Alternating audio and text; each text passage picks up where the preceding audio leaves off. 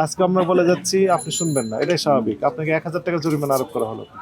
কথা বললে আমরা বাড়িয়ে দেবো। মূল্য তালিকার ভোট তৈরি করতে কত লাখ টাকা লাগতে পারে আনুমানিক? কত লাখ লাগবে? কত খরচ হবে বলেন দেখি। কত আর খরচ হবে মূল্য তালিকা? আনুমানিক কাগজ লাগবে আর কি, একটা ভোট লাগবে। হ্যাঁ, সেই খরচটা কেমন হতে পারে? কত 1-150 টাকা? 100-150-200 টাকা এ করতে এই ইতিমধ্যে করতে পারেননি, আবার 1 সপ্তাহ সময় চাচ্ছেন। এটা দেওয়া উচিত হবে বলেন। আচ্ছা ঠিক আছে, দিন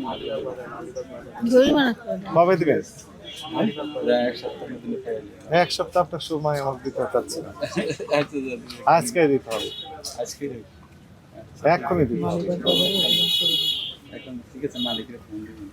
আপনার তো না, মালিকের, তাই না? আপনাকে যেহেতু বলে গিয়েছে, আপনি শুনেননি, এখনো বলছেন 1 সপ্তাহ লাগবে। না, উনি বলে গেছে যে ঠিক আছে তালিকা।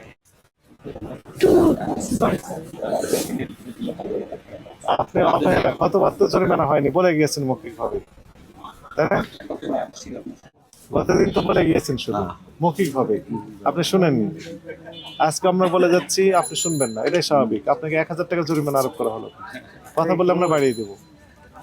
50,000 অর্থদণ্ড অথবা 1 বছরের কারাদণ্ড অথবা অভয়দণ্ড হতে পারে। হ্যাঁ, দিয়ে দিব।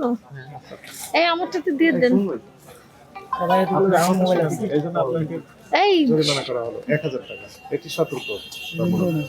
এরপরে না শুনলে সর্বোচ্চ দণ্ড হবে, এবং সর্বোচ্চ দণ্ডের দ্বিগুণ দণ্ড হবে, এটা আইনে লেখা আছে। নাজমুল,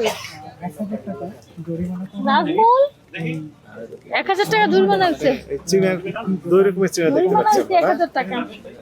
কত করে করে? কোনটা কত করে? ওই দুটো 90 টাকা। আর লালটা ভাই আপনি সেটা তো 80 টাকা। চাপেন ভাই চাপেন। এখানে রাখেন, রাখেন।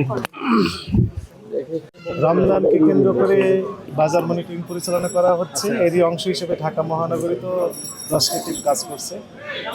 শান্তিনগর বাজারে এসে আমরা যেটি দেখলাম যে ছোলা, চিনি, গুড়, আপনার মুড়ি সহ মুরগি, অন্যান্য যে নিত্য প্রয়োজনীয় পণ্য যেগুলো রমজান কেন্দ্রিক বিক্রি হয়, সেগুলো বাজারে পর্যাপ্ত মজুদ রয়েছে, সরবরাহহীন যথেষ্ট রয়েছে, এবং দামটাও অনেকটা ভোক্তাদের ক্রয় ক্ষমতার মধ্যে।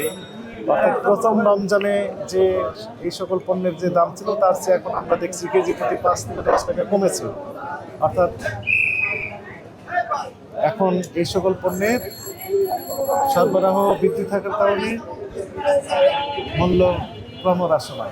আমরা আশা করছি সামনের দিনগুলো আর একটু আমাদের জন্য স্বস্তিদায়ক হবে। আমাদের যে নিয়মিত মনিটরিং সেটি অব্যাহত রয়েছে। ঢাকা মহানগরীতে প্রত্যেকটা বাজারে আমরা ভাগ হয়ে মনিটরিং কার্যক্রম পরিচালনা করছি। এর মধ্যে দু একটি অনিয়ম আমাদের চোখে পড়ছে, সেগুলোকে আমরা সতর্কতামূলকভাবে জরিমানা আরোপ করে তাদেরকে সংশোধন হওয়ার সুযোগ দেওয়া হচ্ছে। এখন আমরা ইফতারি সামগ্রী যেখানে তৈরি হচ্ছে, এই ইফতারি সামগ্রী এই আমরা মনিটরিং এর জন্য বের হব। আপনারা আমাদের সাথেই থাকবেন। Thank you.